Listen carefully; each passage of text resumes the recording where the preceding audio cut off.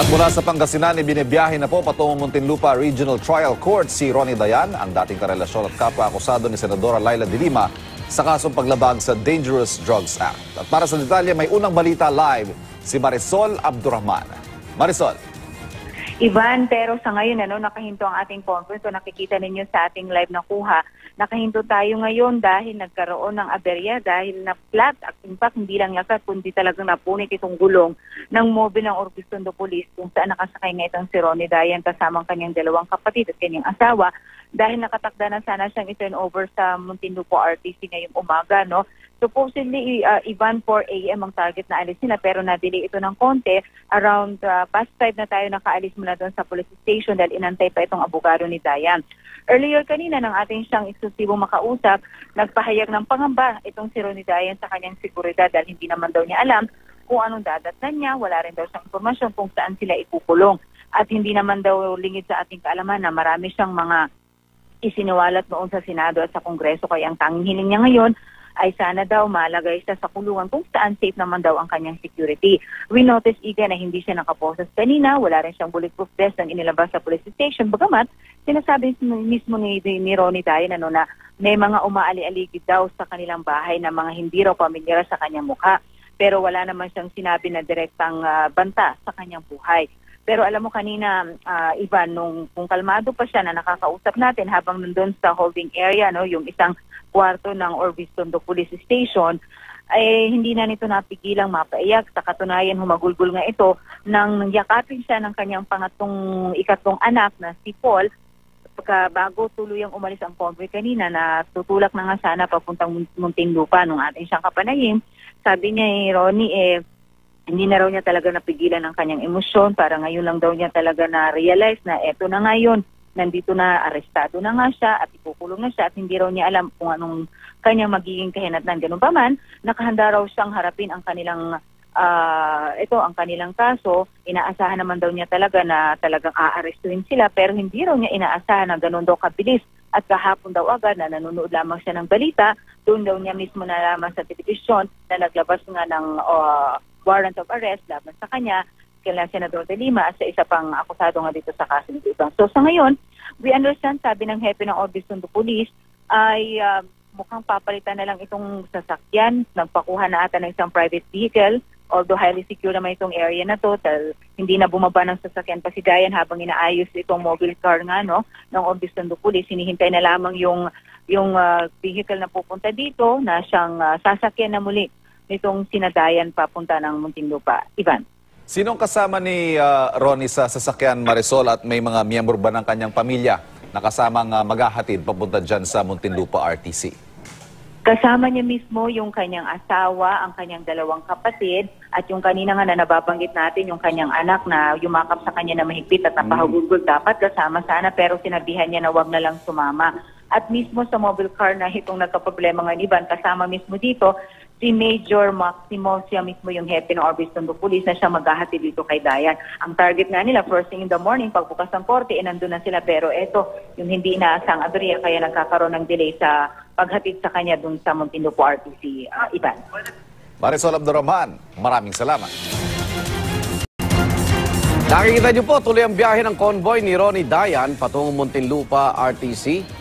Napahinto ko kaninang convoy matapos pumutok ang gulong ng isang police mobile.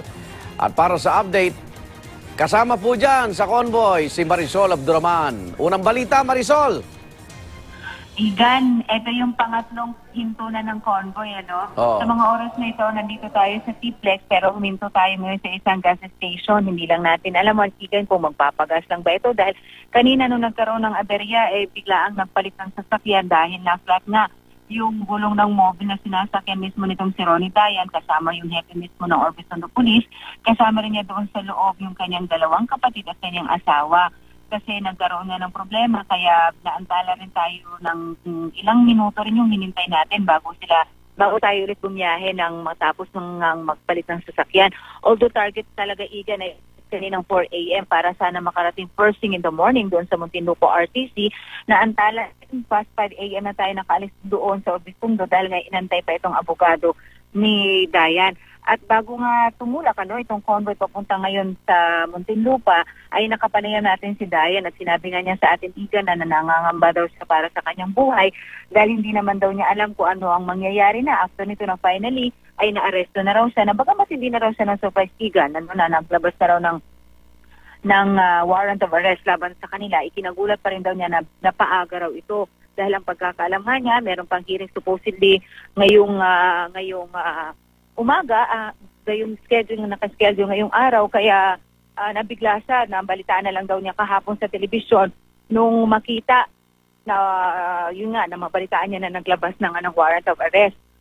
Naging emosyonal ditong si Dayan kanina, Igan, dahil nung yumakap na sa kanya ng mahigpit at magpaalam ang kanyang anak na supposedly kasama rin sana sa paghahatid sa kanya ngayon, ay talagang napahagulgol na itong si Dayan dahil parang doon lang daw nagsingin sa kanya. Igan, kung yung mamarapatin, Sir, dahil mo tayo kay Igan sa unang balita. Igan, kung may katanungan ka, kasama natin ngayon mismo si Mr. Ronnie Dayan. Ronnie, anong nararamdaman mo sa biyaheng yan? Medyo kinakabahan po, sir. Saka, siyempre, hindi natin maalis yung takot. Oho. Yan po. Takot saan, Ronnie? Yung maaaring mangyari sa kumboy na ito, sana, wala naman sana. Totoo ba na naiyak ka? Opo, sir. Bakit?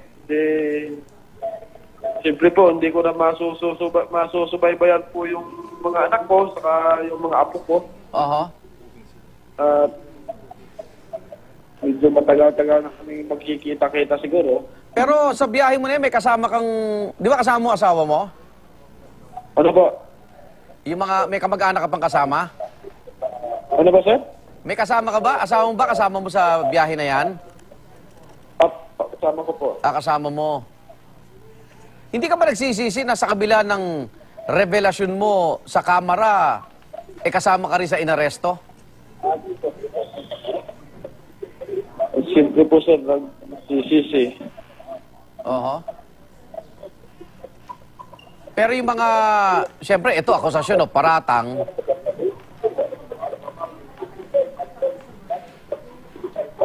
Ano po, sir? Ronnie, anong naging papel mo nung ikaw ay driver bodyguard ni Senator De Lima nung siya ay nasa DOJ? Totoo ba yung mga akusasyon na bagman ka, kolektor ng drug money? Hindi ko muna yung masasagot ko yun, sir. Pasensya na po kayo. Opo, okay lang po, naintindihan namin. Pero sa korte, pag sumulong na po yung mga pagdinig, marami ho ba kayong ibubulgar doon, Ronnie? Kung ano po yung nasabi ko noon sa Senate saka sa Congress, saka yun na lang po yun, sir, kasi yun lang po talaga nangyari. Opo. Okay, Muntinlupa, ang diretso mo, Ronnie? Opo, sir, yes, sir. Ano mga nasa isip mo ngayon, mga agam-agam? Wala naman po, sir. Medyo nalilito po ang isip ko, kaya wala akong matinong kaisipan pa nga sa ngayon. Ronnie, si Ivan ito. Kung ikaw ang papipiliin, saan ka mas komportable? Saan mo sana mas gusto na mapiit? Sa ngayon, sir, wala akong idea, sir, kasi hindi ko pa alam kung saan yung mga kulungan na kung saan kami ibibigay ng judge na makukulong. Meron ka bang nais ipakiusap sana, lalo't nabanggit mo may takot ka sa kung anong pwedeng mangyari sa'yo? Yung abogado ko na lang po ang makikiusap siguro sa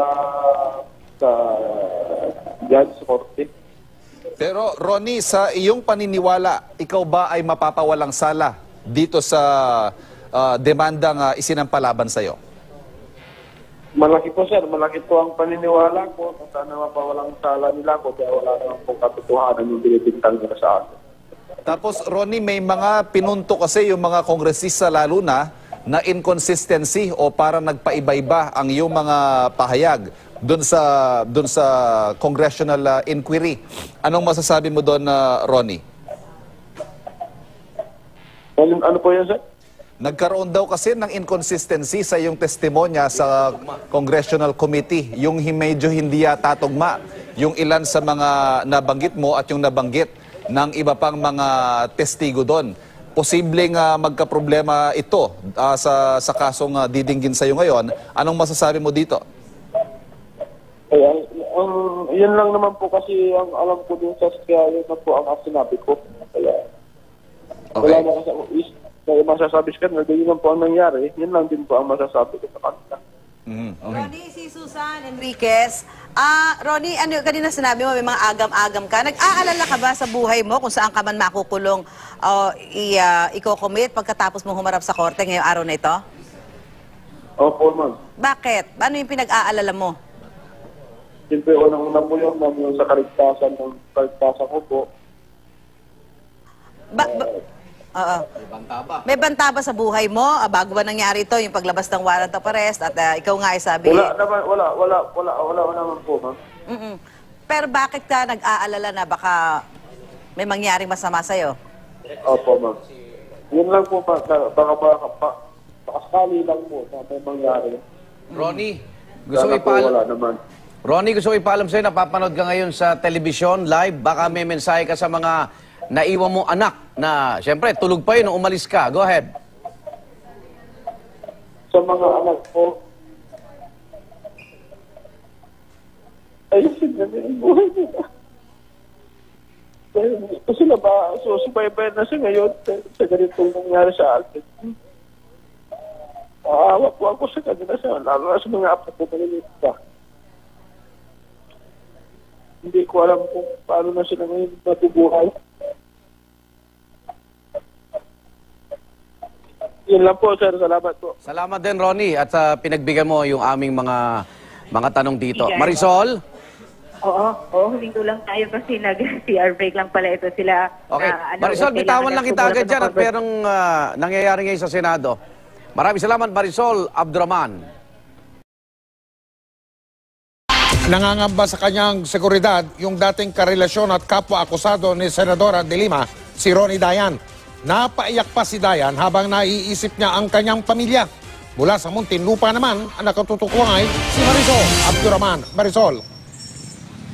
Dito, Mike, sa Muntinlupa Police Station, detention facility, kinumit ng korte itong dating bodyguard at dating karelasyon ni Senadora Leila de Lima na si Ronnie Dayan. Sabi sa order ng korte, Mike, pansamantalang muna daw ito napiitan ni Dayan na nanggaling pa sa Pangasinan ngayong araw. Mahigpit ang seguridad ng dalhin na si Ronnie Dayan dito sa Muntinlupa Police Detention Facility. Pagdating sa RTC bandang tanghali, agad siyang isinailalim sa booking procedure. Chinek isa-isa ang mga dalang gamit bago siya tuluyang ipasok sa kanyang selda.